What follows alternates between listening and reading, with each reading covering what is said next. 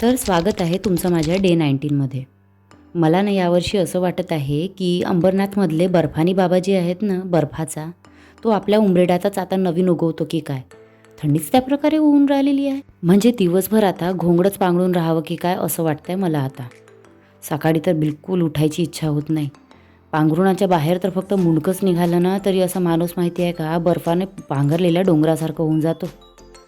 काय करणार कसं होणार माहिती नाही मला. आणि शाळेसाठी निघ म्हटलं तर ही म्हणजे कॅमेरा बंद करणं हिच्याच काम आहे आता असंच वाटतंय मला.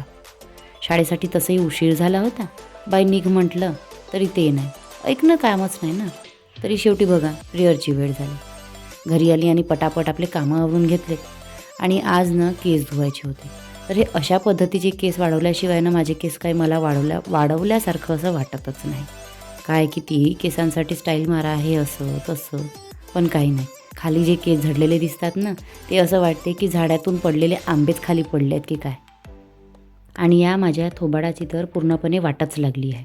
म्हणजे आधी मी डोंबडी यार आणि हे काय मुरमं मारमं म्हणजे पूर्ण खडदडत जागा करायची आहे की काय मला हेच नाही समजत आहे.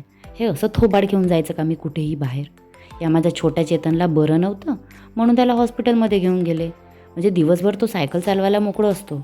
पण बघा ना म्हणजे हे याची पार्किंग आहे पार्किंग. आता माझी गाडी मी कुठे ठेवावं. यांच्या गाड्यांसमोर तर मला माझ्याच गाडीची ठेवायची लाज वाटते आता.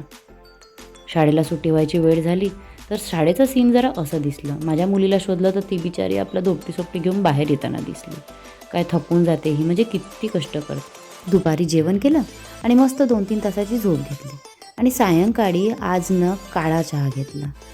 काळा चहा म्हटलं तर माझ्या ना नाकातोंडावरच येतो.